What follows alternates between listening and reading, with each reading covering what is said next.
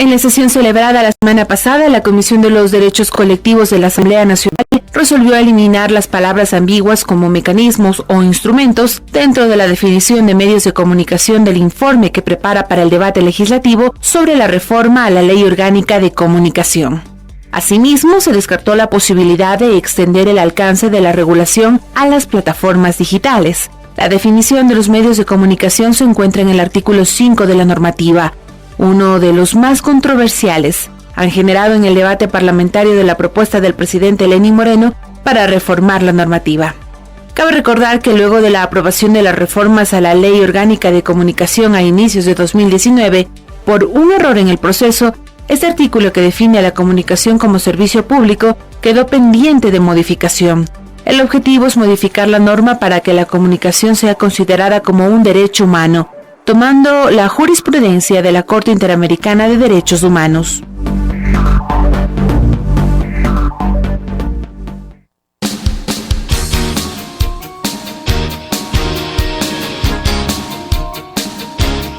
Con 38 saludamos a nuestra invitada Marcela Aguilera.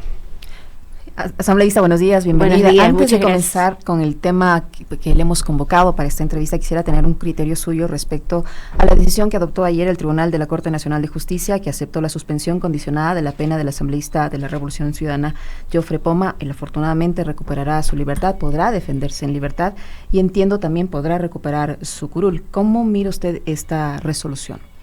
Bueno, gracias por la pregunta. Sí, primero todo mi cariño y mi solidaridad con todos nuestros hermanos de Sucumbíos que todavía siguen esperando que haya justicia en este país. Bueno, en el caso de Jofre y me parece del concejal, primero se planteó decirle que él tenía derecho a haber asumido la suspensión condicional de la pena. Es una institución jurídica que permite que aquellas personas que han sido sentenciadas con penas menores a 5 años puedan pagar su pena en libertad. ¿Por qué? Porque se entendería que para el Código Orgánico Integral Penal son delitos menores y estas personas pueden pagar o resarcir el daño supuesto que le han hecho a la sociedad desde no estar en un centro de rehabilitación. Por lo tanto, Jofre Poma, cuando fue sentenciado, tenía derecho, como salió en ese momento el prefecto de Sucumbíos, al acceso de la suspensión condicional de la pena. Lamentablemente, se buscaron 1000 argumentos para no proceder a ello, y mire, han pasado casi 2 meses hasta que Jofre ha tenido la posibilidad de acceder a esta figura. Ahora entiendo que el día de hoy sale en libertad él y el concejal Burbano, pero tenemos 3 compañeros más que siguen detenidos, a quienes no dieron paso al recurso de apelación y tampoco ninguna medida sustitutiva, con lo cual seguimos esperando que haya posibilidad de revisión de este caso. En el caso de Jofre, Jofre no ha perdido su curul, con lo cual Jofre está posibilitado inmediatamente de regresar a la misma. Más que presentarse, él no tiene que hacer ningún otro trámite adicional en la Asamblea Nacional. Y bueno, nosotros estamos ávidos de encontrarnos con él y darle un abrazo y decirle que lo esperamos. Reconocer también que el día de ayer miembros de bancadas opositoras a la Revolución Ciudadana se solidarizaron ante la injusticia, en este caso, absolutamente evidente, completamente sesgada, a tal punto que los tribunales, los miembros del tribunales contestaron de que no había disponibilidad en la agenda y que esperen, cuando estamos hablando de la libertad de la gente. Así que mi reconocimiento a los legisladores de Sucumbíos y de otras provincias amazónicas que también el día de ayer exigían en la Asamblea Nacional que se les dé la libertad. ¿Está disminuyendo el peso del lawfare político en el Ecuador? Porque el presidente Moreno dijo en una declaración reciente que hay que seguir luchando contra estos terroristas disfrazados de revolucionarios. Mira, la ventaja que tenemos es que el presidente Moreno no le cree, pero absolutamente nadie. Así que ya sabemos que cualquier cosa que diga es exactamente lo inverso. Así que yo no creo que ha bajado la fuerza del lawfare en el Ecuador. Si los compañeros radioescuchas nos dicen, bueno, ¿qué es esa palabra en inglés? Bueno, ya la saben porque hemos discutido quiere mucho. Decir una guerra judicial cuando se utiliza la justicia para aniquilar, para sacar del panorama electoral a los adversarios políticos, y yo creo que eso lo que hace es que decepciona a los nuevos cuadros que deben tomar la posta en esta generación de los nuevos actores políticos. Porque dicen, bueno, yo pongo en peligro a mi familia, a mi patrimonio, a mi reputación, mi nombre por hacer política. Y yo creo que ese es el mensaje incorrecto que le estamos dando a la nueva generación. Es ahí cuando tú ves en las encuestas con aquellos que se llaman generación Z de 18 a 29 y los millennials que ahora son de 29 a 39, que te dicen, a mí no me interesa la política, yo quiero hacer otras cosas, les encantan las profesiones liberales, entre otras. Así que me parece que es grave, no creo que se está aflojando en el país todavía. Sí creo que tenemos un sistema judicial todavía temeroso y rendido al gobierno de turno, eso es muy cierto. Recuerde usted que parte de los elementos que usa la justicia es la Policía Nacional para hacer las investigaciones, y la Policía Nacional se debe a un mando militar, a un mando policial que está a cargo de un ministro de Estado. Así que sí me parece que no han bajado las presiones. Y bueno, lo que esperamos ciertamente es que se entienda que no se le hace daño a una organización política o a unas personas en específico, sino se le hace daño a la democracia del país. Asambleísta Guiñaga, para entrar ya en materia del tema que le invitamos, está el Ejecutivo, que en muchísimas ocasiones ha dado declaraciones en el sentido que será un gobierno de las libertades, del respeto a la libertad de expresión, de democracia, etcétera. Envió una reforma a la Ley de Comunicación para regular plataformas digitales, que la Comisión de Derechos Colectivos a la que usted pertenece finalmente no ha dado paso. ¿Cómo mira usted esta situación, esta pretensión de mandar una reforma ambigua que daba paso a cualquier tipo de interpretación, entre ellos la regulación de las redes sociales? Bueno, sí, recordarles que luego que se reformó la Ley de Comunicación, se les pasó cambiar esta terminología que la comunicación es servicio público. Entonces el Ejecutivo mandó una reforma de la definición de comunicación a través de cómo se hace la comunicación, que es el artículo 5 de la ley actual de la LOC. Muy bien, dentro de esa propuesta que envía el Ejecutivo, sorpresivamente mete dos términos que es comunicación, son también todos los mecanismos e instrumentos que se utilicen para informar. Entiéndase por ello todo tipo de plataformas. A mí también me sorprende como usted, digamos, el gobierno que se dice ser de las libertades, que ha pretendido también poder regular a las plataformas. ¿Y cuál es la preocupación que generó dentro de la comisión? Y también decirlo, ¿no? La Unión Nacional de Periodistas, en su delegada, fue a la mesa a decir que era indispensable que se regulen a las plataformas digitales porque, digamos, no están en igualdad de condiciones con los medios tradicionales, con los medios televisivos, con los medios escritos, entre otros.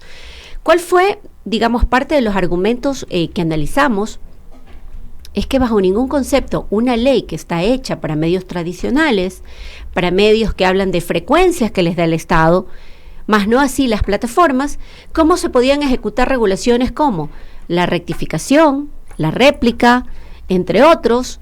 Tenían que ser personas naturales, personas jurídicas, una serie de regulaciones que han pretendido hacerle a las plataformas digitales. Decir que la semana pasada la Comisión de Derechos Colectivos recibió a algunos representantes de estas plataformas, entre esos a los chicos de Wambra, que fueron muy críticos también en su posición al haber sido perseguidos. Ellos lo dijeron con todas las letras en la mesa, y ellos pedían también la posibilidad de ejercer plenamente la libertad de expresión, sin que esto quiera decir sin ningún tipo de responsabilidad. Así también fue el representante de la Posta. En el mismo sentido, se sorprendieron que hoy se pretenda hacer este tipo de regulación en un marco legal que no cabe ni como está estructurado para las plataformas digitales. Es ahí que a través y a nombre de mi bancada, mocioné que se elimine de cualquier posibilidad del texto que estamos elaborando, lo que se refiere a mecanismos o instrumentos que deje ambigüedad, con lo cual pretenda regularse a las plataformas digitales. En la parte conceptual, se retoma el debate, ¿no?, sobre si es servicio público o derecho humano. El gobierno está planteando que se la considere como un derecho humano de acuerdo a la jurisprudencia de la Corte Interamericana de Derechos Además Humanos. Que tenemos un pronunciamiento de Corte Constitucional también del Ecuador, con lo cual, digamos, ese debate debería ya estar zanjado y deberíamos dar paso a reformar en esa parte en específico. Exacto, no incrementando. No incrementando otro tipo de regulaciones dentro del texto. Así debió haber sido la propuesta, pero mire usted, han llegado a nuestras mesas representantes de periodistas, de agremiados, de lo que nosotros llamamos los obreros de la comunicación, a decir que hay una cantidad también de vacíos dentro de la ley que deben ser corregidos. O sea, ahora hay nuevos desafíos también. Hay una propuesta del asambleísta Callejas en torno a que se ponga un límite al gasto, digamos, de publicidad, comunicación en términos generales a las instituciones públicas, entiéndase por ella, tanto el Ejecutivo como los gobiernos autónomos descentralizados. Recibimos a la representante del CERCOP y la representante del CERCOP básicamente lo que dijo es que hay normas claras de regulación a administración pública donde podrían tomarse correctivos para mejorar en el caso después de el uso indebido de este tipo de contrataciones o excesivo uso, digamos, de estas herramientas que hoy mismo permite la ley, pero que poner un límite en esas condiciones es bastante complejo porque la comunicación, digamos, de un cantón grande como la de Ciudad Guayaquil, que tiene casi 3 millones de habitantes, quizás no es la misma de un cantón pequeño como por ejemplo San Cristóbal en las Islas Galápagos, que tiene aproximadamente pues unas 10.000 personas o más. Esa fue parte también de las reflexiones. Nos dijo que una forma de controlar adecuadamente sería quizás hacer una modificación a la ley de contratación pública, de manera que los regímenes para todo el tema de comunicación no sean por excepción, sino sean por régimen normal, y que adicionalmente a esto sí había que dejar una puerta abierta de excepcionalidad, porque como la comunicación es tan rápida y tan cambiante, mañana usted dentro de la política pública tiene una emergencia y tiene que usar todos los mecanismos de comunicación para alertar, por ejemplo, a la ciudadanía que hay una epidemia, que hay una nueva enfermedad, que hay un periodo de vacunas, etcétera. Entonces sí me parece que hizo una explicación interesante que debe ser recogida en el debate de la comisión. Ahora, este tema ha generado críticas en su contra, asambleísta, en el sentido de que ahora usted defienda el hecho de que no se regulen a las redes sociales, cuando en su momento apoyó la aprobación de la ley de comunicación. Bueno, son cosas distintas. Las plataformas creo que tienen un nuevo desarrollo en el mundo, así como la forma de comunicación y el uso del Internet. Creo que hace 10 años, aquellos que comenzamos a hacer algo de política, no teníamos la necesidad de la comunicación en línea, como hoy la tenemos. Estaba en forma incipiente en el uso en el Ecuador del Twitter y estas formas de comunicación. Así que yo creo, y lo dije, creo que estamos en un proceso primero de maduración del uso de estas plataformas. Bueno, dejemos un poco que la sociedad también lo vaya asimilando, y si luego de eso, como lo han hecho otros países, le dijo, por ejemplo, Alemania, que no ha restringido la libertad de expresión, pero sí le pide a usted que no esté en las sombras a través de una red social, por ejemplo, del Twitter, donde usted tenga nombre y su nombre de identificación, de manera que se haga responsable cuando hace aseveraciones contra una persona reñidas con la ley. Así que me parece que fueron elementos que planteé, y también soy, digamos, como política siempre reconozco que los políticos debemos irnos permeando de mayor información. Ir innovando, por supuesto, nada está escrito en piedra, y que también dije, bueno, las plataformas demostraron en el último tiempo que al tener un discurso monolítico en los medios de comunicación tradicional, rompieron totalmente el cerco.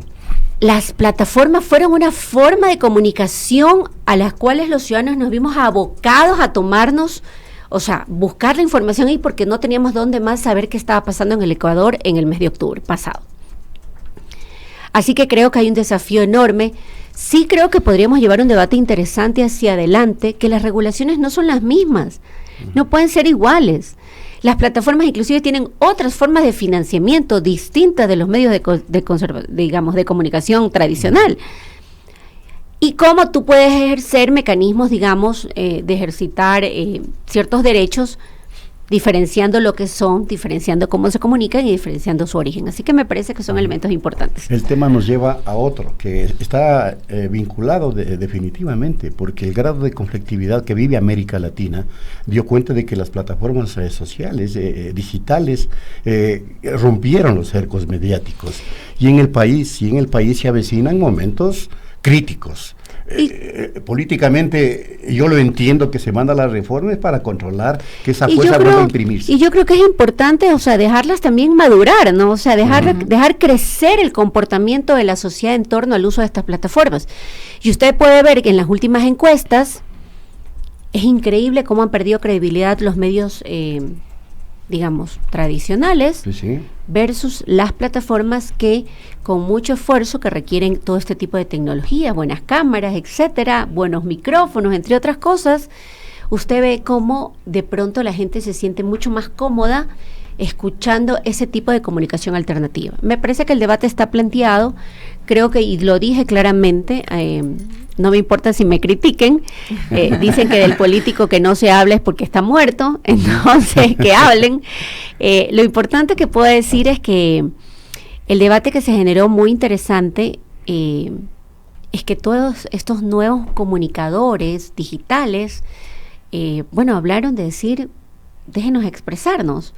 Y me pareció interesante, me pareció sumamente interesante, y creo que estamos en un momento, insisto, de desarrollo de esta nueva tecnología, y es muy difícil a veces competir con la tecnología, es muy difícil, así que creo que estamos en ese momento sin que diga hacia adelante presentarnos un desafío, quizás de una revisión. Pero son advertencias políticas, no sé, Lisis, que... Sí, en el sentido de esto, ya que estamos hablando de la libertad de expresión, la Comisión Legislativa de Derechos Colectivos analizará, entre otras cosas, la vulneración de derechos a la libertad de expresión, por ejemplo, en el caso de este medio de comunicación. Tengo entendido que hoy el titular de la Arcotel acude a su comisión. Bueno, ha sido convocado por 3 ocasiones, el día de hoy finalmente parece que se va a dignar en asistir a la Comisión de Derechos Colectivos, justamente porque lo ha presentado mi compañero Juan Cristóbal Lloret, mi compañero que es miembro de la Revolución Ciudadana y asambleísta por la provincia de La Suay, ha planteado este tema en torno a la revisión de la actuación del Arcotel en torno a Pichincha Universal. Así que esperamos que el día de hoy sí generemos el debate y nos dé las argumentaciones necesarias en torno para que nosotros como legisladores podamos debatir y podamos tener una conclusión. Ciertamente si hay aquí una vulneración de derechos, como al parecer se ve en forma evidente. Ahí quería yo vincular el hecho con una advertencia política que está haciendo el régimen a los medios de comunicación y a las plataformas digitales, porque como dije antes, se avecinan momentos complejos. El gobierno se va a ver obligado a tomar medidas, lo anuncia ya diariamente, se siente fortalecido luego de reunirse con el presidente Donald Trump, ¿no es cierto? Y de firmar un montón de acuerdos que ya no sé cómo va a cumplirlos en apenas un año. Y entonces hay que advertir pues a los medios disidentes, a los que hacen el otro relato. Pichincha Universal, medios digitales, ojo, si siguen hablando, se les censura. Sí, a mí lo que siempre me decepciona y también me indigna es, esta doble moralidad que tenemos en la sociedad, ¿no? Lo que antes se criticaba porque era parte de un régimen al que no les gustaba el carácter del entonces presidente, no les gustaba que defendía una agenda mayoritaria de índole social, no les interesaba, o mejor dicho, les interesaba criticar entonces el modelo. Bueno, resulta que ahora, si lo hace el gobierno de Moreno, entonces se aplaude, se premia, se dice que está bien a cuenta de los aires de libertad. Me parece que ahí hay muchos de los que yo llamo los denunciólogos que se dejan ver de cuerpo y alma, y mi padre siempre dice que eso no es malo al fin del día, porque es saber quién es quién. Hoy tú has podido ver cómo ciertos medios de comunicación, no quiero generalizar, hay algunos que sí lo hacen en forma objetiva, pragmática, cumpliendo y rendiéndole cuenta al verdadero periodismo de nuestro país. Pero hay otros medios de comunicación que está claro que la pauta es la que maneja la línea editorial del medio de comunicación, y otros que consideran que lo correcto es que si quieren ser actores políticos, se lancen a ser candidatos en las próximas elecciones, pero que tienen agendas sesgadas atrás a los intereses de un medio de comunicación. Yo creo que eso se ha podido ver en los últimos tiempos y creo que eso denota por qué los medios de comunicación tradicionales han perdido tanta credibilidad y que los ecuatorianos cada vez ven menos medios televisivos periodísticos, sí, y cada vez se nutren menos de medios escritos para el acceso a la información. Y usted se puede dar cuenta en el tiraje de los medios escritos que cada vez es menor. Los regalan y nadie los coge, además. Así es. Ahora la gente se comunica a través de estos aparatitos que con ellos vamos a todos lados en forma inmediata. Así que sí creo que siguen siendo momentos de complejidad en el Ecuador, un gobierno que no tiene capital político, un gobierno que tiene muy baja aceptación. Tomar medidas como las que pretenden tomar en este momento son realmente graves, pero ¿sabe qué? A mí me preocupan más, porque hoy hay formas de comunicarnos más ágilmente que no existían en el pasado, pero a mí me preocupa más esta suerte de secretaría de inteligencia o no sé qué que han constituido para hacer mejores, dicen las investigaciones. Bueno, esperamos que esas investigaciones sean con el acompañamiento y las órdenes judiciales de por medio, sin que esto sea, que no se tengan o se piense hacer seguimientos extrajudiciales, intervenciones telefónicas, intervenciones a correos electrónicos hacia quienes pensamos distinto de la línea de gobierno. Bueno. En el ámbito electoral, asambleísta Guiñaga, ya se cuentan o ya se han visibilizado algunos precandidatos, entre ellos incluso el propio vicepresidente de la República, que no ha descartado su participación política. ¿Qué está pasando en la Revolución Ciudadana? ¿Tienen ya definiciones, orientaciones de cómo va a ser su participación para el 2021? Bueno, la Revolución Ciudadana primero se está consolidando internamente. Nosotros hemos comenzado a activar en varias provincias. Usted ve que ahora aquellos que somos legisladores estamos moviéndonos por todo el país. En mi caso muy particular, yo estoy apoyando y coordinando el trabajo con otros compañeros legisladores míos de la provincia del Guayas, que hemos resuelto, sí, primero vamos a ir a la nueva organización interna que tenemos en los próximos meses, tendremos nuestra convención. Adicionalmente a eso, una vez que tengamos todos nuestros directores en todas las provincias del país, procederemos, una vez ya con los directores, a organizarnos en la posibilidad de selección de candidatos. Sí creemos que la Revolución Ciudadana está hoy mismo, y lo digo a título personal, en la provincia del Guayas. Estamos conversando con otras fuerzas políticas en las cuales tenemos coincidencia en el modelo económico, en el modelo de políticas sociales, en el modelo de que creer que es posible una sociedad con justicia social, sí, y que creemos que es lo que más le conviene al país. Con ellos estamos conversando, creo que hay puntos interesantes en los que hemos avanzado, y eso va a hacer que en el segundo momento que vamos a tener, aproximadamente entre junio y julio, por ahí, bueno, procedamos a la selección de candidatos. Muchos de nosotros ya no podemos ir a la reelección porque tenemos más de 2 periodos, así que nos toca la renovación generacional. Yo le apuesto a las mujeres, a los hombres, a los jóvenes. Creo que hay muchos espacios para ellos, más aún con el desafío de las reformas al Código de la Democracia. Con lo cual, nosotros decirle que como organización política, una vez que se terminó esa forma de presión de que teníamos, de que si teníamos número o no teníamos número, y ya se ha podido consolidar que tenemos número, participaremos con la lista 5, y por supuesto participaremos en todas las provincias, y estamos en la búsqueda de un gran frente amplio por el progresismo. Muy bien, muchas gracias. A ustedes, muchas gracias, buen día. Marcela Guiñaga estuvo con nosotros, son las 8 en punto de la mañana, hacemos la pausa y luego tendremos como invitado a José Javier de la Gasca, secretario anticorrupción. Volvemos. En Pichincha